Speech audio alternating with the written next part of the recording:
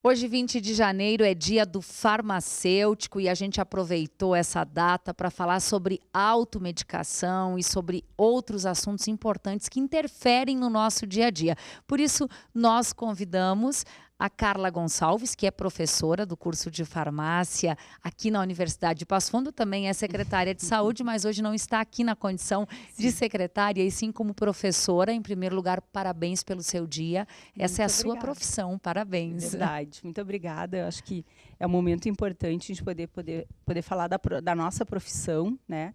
E esse dia é comemorado há muito tempo, o dia 20 de janeiro, e vamos conversando um pouquinho sobre o papel do farmacêutico. A gente quer começar falando da automedicação, já que o Conselho Federal de Farmácia estima que pelo menos 77% da população brasileira acaba fazendo uso de medicação sem orientação médica. A gente está falando da compra daquele analgésico na farmácia que muita gente faz com muita frequência? A compra desse analgésico que é de venda livre, porque os medicamentos que são de venda livre são aqueles que não têm nenhum tipo de tarja na embalagem, né? Então, esses, pela legislação, as pessoas podem adquirir nas farmácias sem que haja indicação por um profissional. Entretanto, como todas as farmácias, elas apresentam a assistência técnica, ou seja, o farmacêutico presente durante todo o tempo de funcionamento, é muito importante que as pessoas busquem orientação com o farmacêutico, porque muitas vezes a pessoa acaba utilizando em função de uma experiência prévia, ou porque um amigo, um vizinho, alguém indicou aquele medicamento, e talvez ela tenha alguma condição que contraindique o uso daquele medicamento, ou existem orientações específicas a serem repassadas. Então, de acordo com a sua fala, mesmo a compra do analgésico, eu estou aqui citando um exemplo muito comum, é bacana você pedir pela orientação do farmacêutico, porque ao tomar uma dose um pouquinho maior, você pode ter algum comprometimento. Exatamente. O paracetamol é um exemplo, que é um medicamento que, embora seja de venda livre, o uso diário, a dose diária fica restrita no máximo 7 gramas,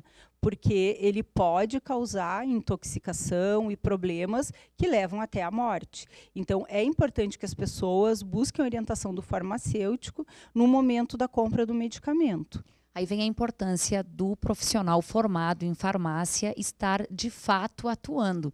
Não pode chegar na farmácia, pedir pelo farmacêutico e ouvir como resposta ele está no intervalo ou não chegou ainda. Exatamente. Tem que estar lá.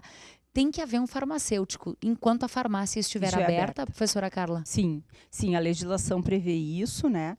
O Conselho Regional de Farmácia vem fazendo uma fiscalização bastante assim, frequente dos estabelecimentos, sejam eles públicos quanto privados, e existem alguns medicamentos, que é o caso dos antimicrobianos e dos medicamentos controlados, que eles não podem ser dispensados sem a presença do farmacêutico na farmácia, né? Então, se o conselho vem e faz uma fiscalização nesse momento, o estabelecimento sofre, né, aí uma penalidade, multa, enfim, né, conforme a gravidade que for identificada. Com toda esta fiscalização e com este rigor necessário, acaba sendo um ramo profissional bastante interessante. Exatamente. Eu acredito que, conhecendo, né, as diferentes profissões da área da saúde, que são 15 profissões da área da saúde, com exceção da medicina, que tem um grande mercado, com altos salários, a farmácia realmente eu identifico como sendo a segunda melhor em termos de mercado, né? Porque constantemente há necessidade de farmacêuticos, porque obviamente os profissionais muitas vezes eles vão para determinadas áreas, como a área de estética, por exemplo, que é uma área que tem crescido muito, muito farmacêutico tem buscado formação nessa área. São em torno de 10 áreas de atuação, mais de 130 possibilidades dentro dessas 10 áreas de atuação. Então, isso faz com que os farmacêuticos se distribuam, né, mas especificamente nas farmácias, os nossos alunos aqui, eles só não saem empregados se eles não querem, né? Porque certamente todos durante o estágio já são até contratados como balconistas, que eles chamam balco, né? Como balconistas, e assim que se cola um grau, eles passam a farmacêutico. Hoje a internet disponibiliza muita informação a respeito do medicamento, traz sintomas de doenças. Isso ajuda ou atrapalha? Isso ajuda e atrapalha, né? Porque nós sabemos que muitas vezes as pessoas, a partir da leitura, fazendo a relação com sintomas que apresentam, acabam que fazem seu próprio diagnóstico e vão buscar, então, o tratamento, né? Então, a gente sabe que muitas vezes isso pode não ser adequado, né? Existem o diagnóstico diferencial que se fala, né? Existem muitas vezes muitos sinais e sintomas que são comuns a diferentes doenças e não necessariamente a pessoa tem aquilo que ela imaginou. Então, certamente, para um diagnóstico preciso, é necessário a procura do profissional que é responsável por isso, que é o profissional médico. E a gente sabe que até em relação a essa questão do médico, a relação médico-paciente, isso tem influenciado bastante, né? As pessoas chegam demandando exames e medicamentos com base em diagnóstico que elas mesmas fizeram. Isso a gente confirma e nós já ouvimos por parte de médicos Sim. aqui no Café Expresso, na programação da UPF TV, que o paciente chega para consultar já com um pré-diagnóstico da doença.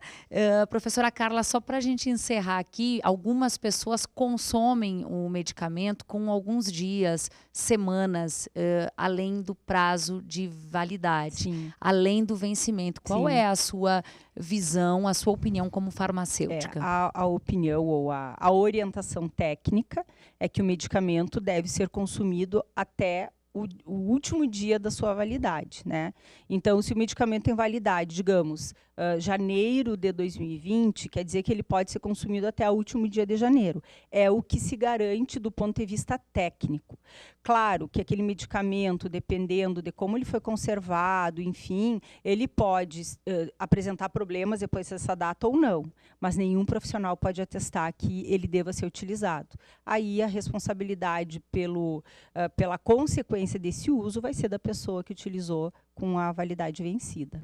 Perfeito. Olha, muito obrigada pelas informações. Uma boa semana de trabalho na Secretaria de Saúde também. Muito obrigada.